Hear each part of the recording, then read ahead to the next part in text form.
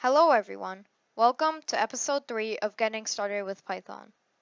Unfortunately, I broke my arm while on vacation, so I won't be able to use a green screen right now.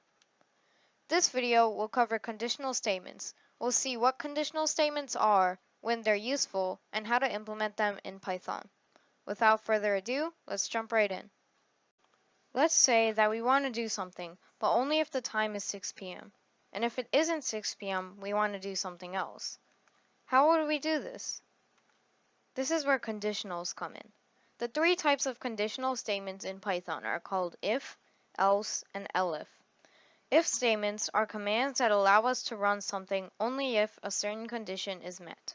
We can also add elif statements right after a statement to check for another condition if the original condition was not met. Finally, we can add else conditions at the end to specify what to do if none of the conditions are met. Here's an example of what a full conditional statement could look like. If they have 4 cats, then it would print number 1. If they don't have 4 cats, but they do have 6 dogs, it would print number 2. Finally, if they don't have 4 cats or 6 dogs, it would print number 3. Now, let's try writing a conditional statement ourselves in Python. As you can see, I've created a new idle script, and I've set a variable called fishCount equal to 10. Now, we have a variable. So let's create an if statement that checks the value of this variable. So we write if fish count equals 10, then put a colon.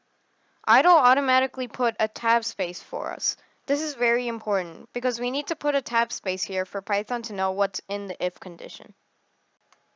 After this tab space, we'll add print wow. This means that if the variable fish count is equal to 10, then it will print out wow. You may have noticed that we put 2 equal signs instead of 1. In Python, and most other coding languages as well, in if conditions, we put 2 equal signs instead of 1. This is because 1 equal sign sets a variable's value, but we don't want to set the variable's value, we want to check if the variable has this value.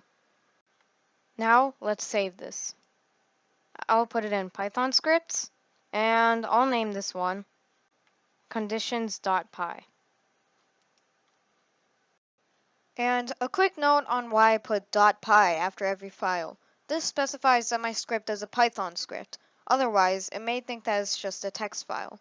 Idle by default saves files as Python scripts, but if you're working on something like Notepad, you'll need to put .py after your file name whenever saving. Anyways, let's run this. And it shows wow. Let's go back to the editor and add an else condition to this. Now I added else, another colon, and then I put print OK.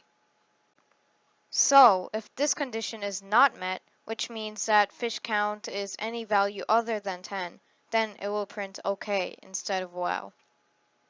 To test this, let's try setting fish count to 4 instead of 10. If we save this and run it, it shows OK instead of wow. And if we set it back to 10 again, save it, and run it again, once again it says wow. Let's add an elif statement to this. If fish count is 10, it says wow. If it's not 10, it says OK. But what if fish count is 1,000? Well, that's a lot of fish. So, before this else statement, we would add elif fish count equals 1,000, and then we add print a lot. Now, if the fish count is 10, it'll print wow. If it's 1,000, it'll print a lot. And if it's not 10 or 1,000, it will print OK. Let's set our fish count to 1,000 to test this. Save this and we'll run it. Now it says a lot. Quick reminder to always hit save before running a script. Otherwise your script won't update and you'll get the same output as the last time you saved. I recommend getting into a habit of pressing Ctrl S every time you change something, because Ctrl S is the keyboard shortcut for saving a script.